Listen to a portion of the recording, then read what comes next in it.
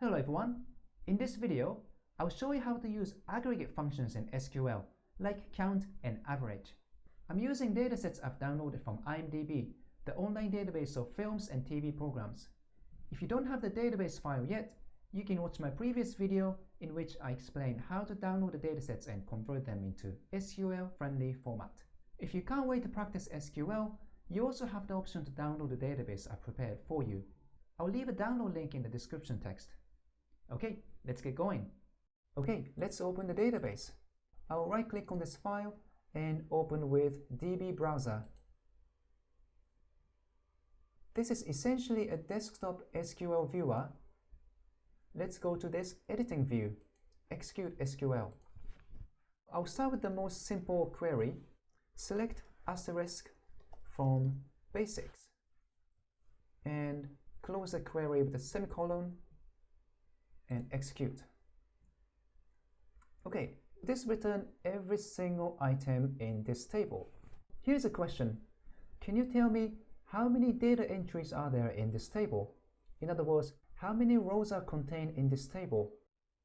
Now, you can of course go to this view and scroll all the way down and look at this counter. The thing is, not every SQL editor has this kind of counter view, so you do need to know how to do that using only SQL. So I'm going to use the count function.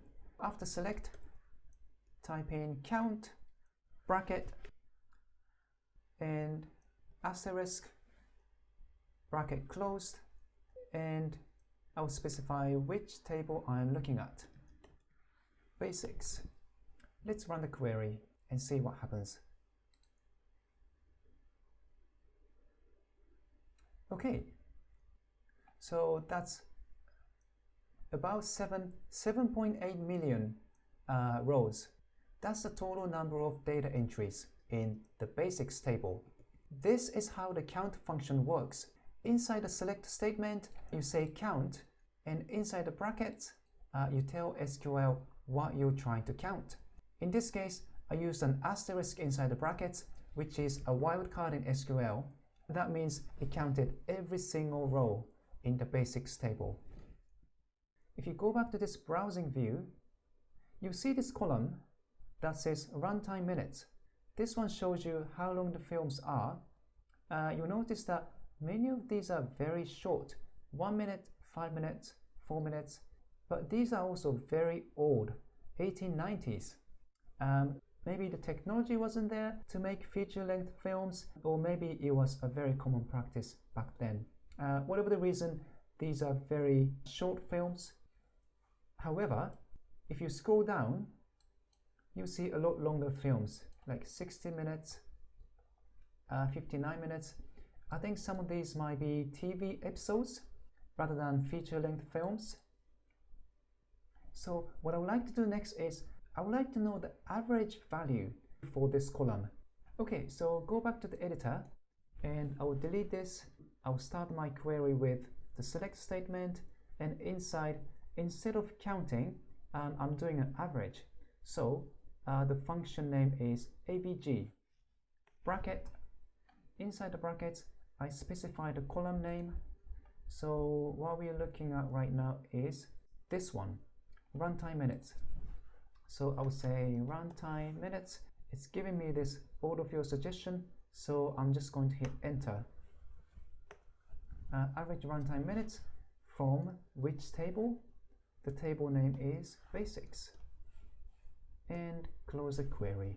And let's execute a query.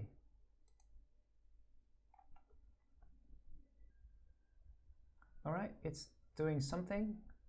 Now we have the result here. So it's telling me the average length of all the films and TV series in the dataset is about 12 minutes, 12.3 minutes. Now, I don't know if you've noticed, but this column name is taken automatically from here, and it's getting pretty long. This is okay for now, but as you start to run more complex queries with a lot of columns, I think this is going to be a little bit annoying. This is really a personal preference, but I'm going to customize the column name. The way to do that is you simply add an as clause after this. So I'll say as quotation marks, and inside the quotation marks I will specify the name. What shall I call it? Average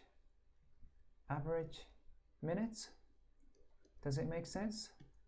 Ish? Yeah, I'll go with this. And execute again. It's doing some thinking.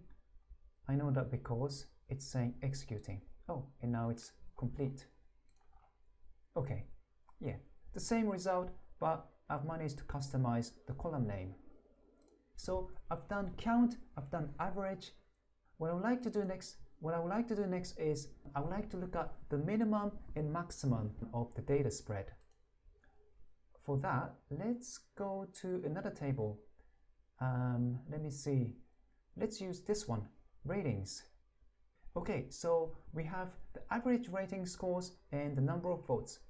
Let's get a spread of this one, average rating score. I would like to know the best rating scored ever, as well as the minimum, the smallest rating score recorded in this table. So let's go back to the editor.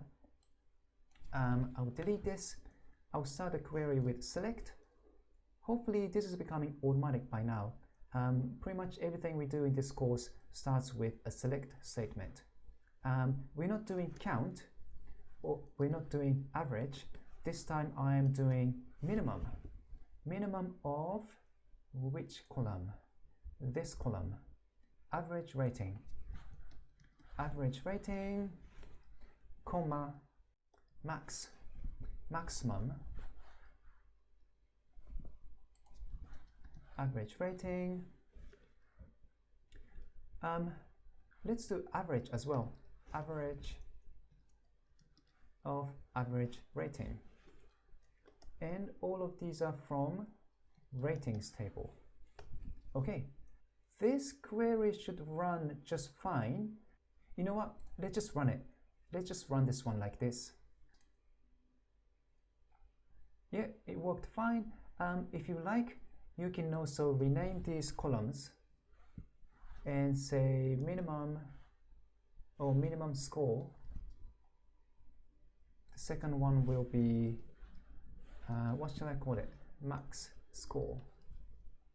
And the last one will be as average. That's it. Let's run this again. Okay, so the average score for all the films is about 6.9. The maximum score is 10, and there is actually a film or some films that had the rating of 1. A bit harsh, but hey, it is what it is. There's one more aggregate function that I would like to show you, which is sum. If you go back to the ratings table, there's another column called number of votes. So this shows you how many votes these films received. What I would like to do is, I would like to know the total number of votes. So we're basically summing everything up. So the syntax for that is very simple. Select sum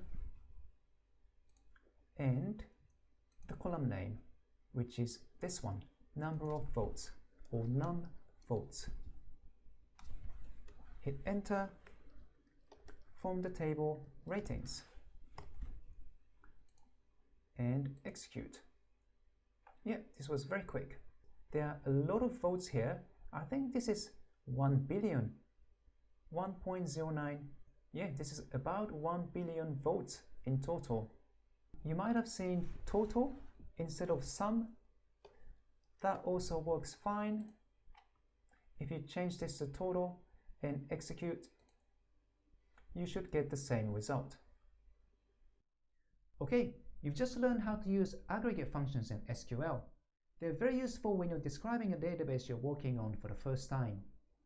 In the next video, I'll show you how to find unique values in SQL using distinct statement.